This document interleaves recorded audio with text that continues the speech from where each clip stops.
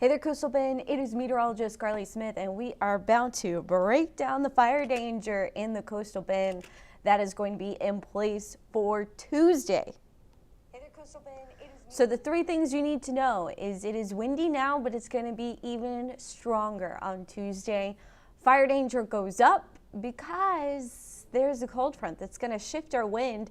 It's not going to drop our temperature, but it is going to drop our dew point. So these are the three things you need to know, and we're going to break it all down, why our fire danger is elevated, why you are seeing those signs out on the roads, and what you can do to stay safe, all in this live weather update.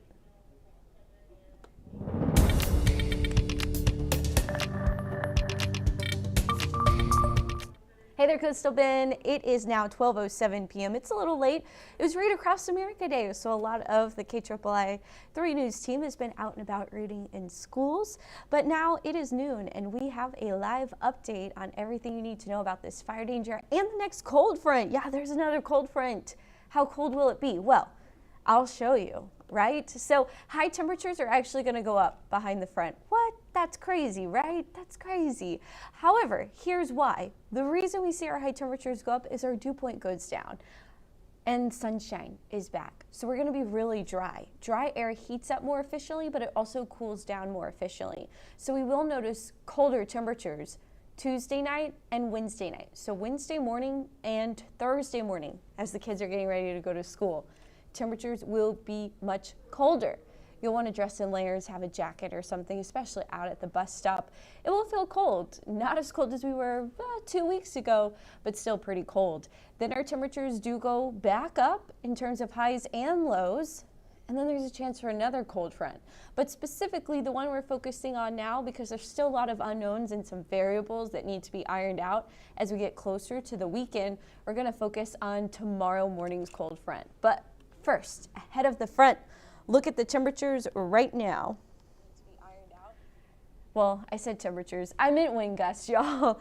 It is 12:08 p.m. now, and the wind is gusting up to 36 miles per hour in Corpus Christi. We're sustained at 20 at the Naval Air Station, gusting up to 17 at Port Aransas. So the wind is stronger inland than it is at the coast right now as we speak. And that's going to continue to be the case, especially today. Today we have an onshore wind, so we are nice and muggy, and we are going to stay that way all day. We're going to keep this stratus layer in place. Now, there are some signs that it does break. We see some breaking in the clouds as we head into this afternoon, but overall, it is going to be cloudy and windy and muggy and just blah Monday, right? Muggy Monday. We love alliteration. So 70s, low 80s for high temperatures this afternoon. Wind starting to pick up. So right now our sustained winds 25 miles per hour. We're going to be there probably the rest of the afternoon and evening. Model data kind of underdoing the wind, honestly, this morning. I even boosted it up. So yeah, it's going to be windy. It's going to stay windy, and the wind's going to shift. And that's when the wind is going to cause problems. Right now, the wind is not causing problems. Now, there could be some minor trash cans blown around, yard decoration that wasn't secure getting blown around. But if it survives today, you're definitely going to want to make sure it's secured this evening before you wake up tomorrow morning, because that's when the wind is going to shift, and that is when it's going to cause more problems. So what we see here, here's the wind staying gusty overnight. We get a brief kind of drop in the wind. Again, this is our peak gust forecast. This is not the sustained wind. We get some gusts closer to 25 miles per hour tomorrow morning, just ahead of the front. Then the winds really pick up into the afternoon. We're talking gusting 40-45 miles per hour. A few gusts on the high end could reach 50, and that, I believe, would be more inland than closer to the coast. But look at that, 40 mile per hour gust forecast for tomorrow afternoon for Corpus Christi. It is going to be windy, y'all. Notice the direction of the wind. It's out of the west-northwest. Have you ever been to West Texas? If you answered yes, you know how dry it is out there, right? This west wind is bringing in that dry air. That super dry air is coming in, moving into the coastal bend. It's going to push into the Gulf, right? So instead of having humid air coming off the Gulf, we have the really dry air coming from the continental land, from West Texas, from northern Mexico. And that is going to be warm air, it is going to be dry air, and it is going to create a high fire danger. So we do see the wind calming down as we head into Wednesday. That is the positive note. I'll break that down in just a second. But I want to focus on tomorrow. So it looks like the cold front moves through between 8 a.m. and noon. For Corpus Christi, roughly around 10 a.m., 9 to 11 a.m. Look at the wind. It picks up behind the front. So we're talking gusts or above 30 miles per hour out of the west-northwest from 9 a.m. all the way through at least 6 p.m., 7 p.m. time frame. It will be strong all day long. So there's not really a good time or a bad time. The only reason I didn't highlight 7 a.m. is because it doesn't have the fire danger hazard yet because the wind is out of the south. When is that fire weather watch? The fire weather watch is Tuesday, 8 a.m. to 9 p.m. So that is all day long. If there is daylight, there is fire danger. So fire danger, that is the big concern. Well, why? We also have a small craft advisory. So the wind is the issue, right? Small craft advisory is from 6 p.m. tonight with our southerly wind all the way through Tuesday at 6 p.m. So if you're out to sea, the wind is going to shift. If you're driving around that time, the wind is going to shift, right? Wind shifting tomorrow morning, Tuesday morning for Corpus Christi, roughly around 9 a.m., but it could be anywhere between 8 a.m. and noon. So what is our weather impact alert for? Fire weather danger on Tuesday. Why? We have a northwest wind, 18 to 28 miles per hour sustained, gust around 45 miles per hour.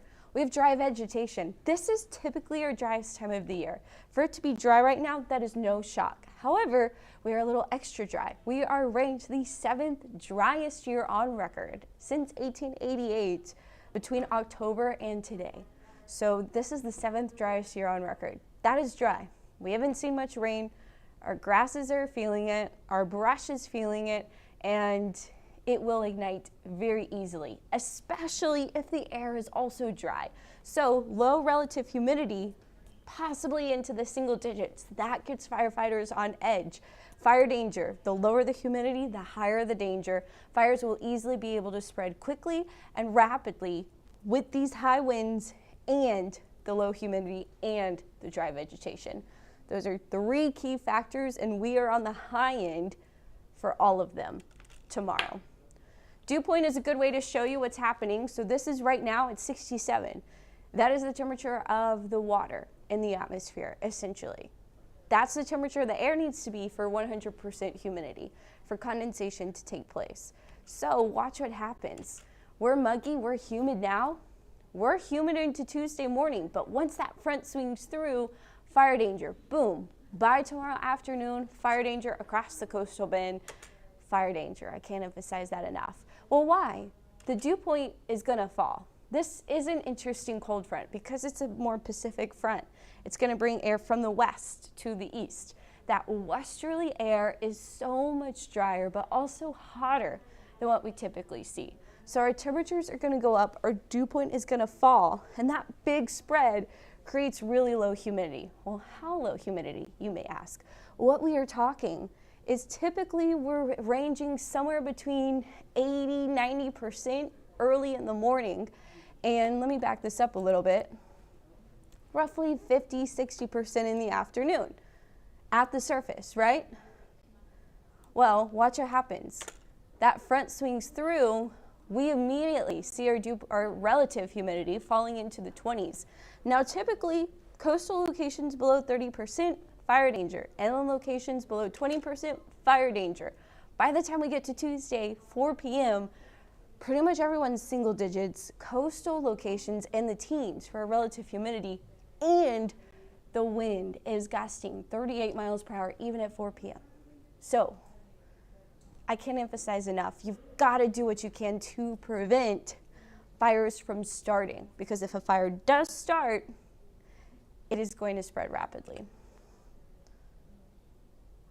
Hey Savannah, hey Brian, thank you so much for watching. So we're talking fire danger. Tuesday, all day Tuesday, fire danger because it's dry, hot, and windy. If you haven't got that by now,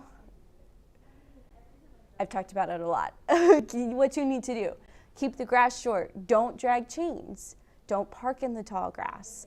Some other tips: properly dispose of cigarettes. Don't do anything tomorrow that will spark a flame. Anything. Grilling, I would suggest not doing it. Any type of fire-related activity, any type of welding or things like that, it's best just to put it off tomorrow because our fire danger is going to be so extra high. Additionally, something to keep in mind, it will be windy. Power lines move around in the wind. They can sometimes spark because of the wind rubbing them in ways that create sparks, right? So hopefully that doesn't happen, but power outages, not out of the question. If we get 50-mile-per-hour wind gusts, I'll be more worried about power issues. If it stays closer to 40, right now we're roughly in the middle of that kind of range. So I'm concerned, but I'm not extra worried. However, there is a chance we could see a few power outages just because of the wind. On our muggy meter, I can't emphasize enough how dry it's going to be tomorrow. It's going to be extra dry, very dry. That's why I'm confident fire danger will be high. I'm not confident. Hopefully no fires start. If we do everything we can to prevent fires, besides there's no lightning, well, there could be some lightning Victoria Crossroads region, but there's no lightning in the forecast, so we're not talking typical ways fire is started, but there are different ways within nature fire can start. But as long as humans do their part, hopefully we don't have any fires. That would be the benefit. If I hype up fire danger and then there are no fires, that's a win. That's a win in my book, right? So hopefully it goes that way, but if a fire starts tomorrow, it's going to spread really quickly, and that's the biggest concern. Wednesday, Thursday, Friday, humidity starts creeping back up. Then we have another cold front that could create fire danger over the weekend. So that's something we're going to have to keep an eye on. As far as the wind goes, south-southeast today, behind the cold front, west-northwest. Sustained, 18 to 28, those gusts are 45 miles an hour. Wind out of the northeast still Wednesday. We're a little cooler Wednesday. And then Thursday, Friday, humidity, temperatures, they start creeping back up, right? Then there's another front that could have us with westerly winds Friday, Saturday, and north winds on Sunday.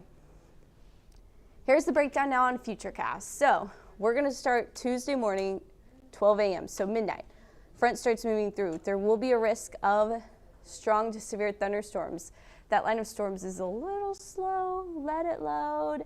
That's going to go across North Texas tomorrow morning. The storms really ramp up or have more strength, more power, and a higher severe risk as they move into Arkansas and Louisiana Tuesday afternoon. It's more so the time of day that's really going to enhance that. Heat, a big boost, big source of energy for thunderstorms. So severe weather risk, Arkansas, Louisiana, even into Missouri, thanks to the cold front that's creating our fire danger. But for us, we're in this pressure gradient, this tight pressure gradient between the low pressure that's associated with the cold front and the high that's over northern Mexico. That's going to increase the wind. That's going to boost the drier air from West Texas and even the desert Southwest right into our area. It's going to boost our temperatures and boost our fire danger. Lower our humidity though, so it's going to feel so dry, but it is going to be hot out there. We see sunshine. That's the bonus. Wednesday, Thursday may wind up being some of our nicer days of the week. This cold front, again, high temperature will actually be higher behind the front. Low temperature will be colder. So Wednesday morning, Thursday morning, we'll be in the 50s. That's when you'll feel like, oh, it was a cold front, but the afternoon will not feel cold. That's because dry air heats the air more efficiently. The sun heats more efficiently with dry air. It cools more efficiently at night without the sun as well. So temperatures in the 80s. We'll be pushing 90 Tuesday. Friday could be a similar situation, pending how that second front plays out. But right now we're just focusing on tomorrow and how dry and how windy it's going to be. So hopefully you're prepared and you do your part to help prevent wildfires. Don't drag chains. Don't park on tall grass. Properly dispose of cigarettes. Try to put off any construction that could create sparks tomorrow. We'll have better conditions Wednesday and Thursday. They're still not perfect. Honestly, March, April, May, specifically March and April, tend to be our windiest months here in the coastal bend. So here we go. We're windy, y'all. Stay safe out there and have a marvelous Monday. This is going to be it for the live afternoon update. I'm meteorologist Carly Smith, signing off.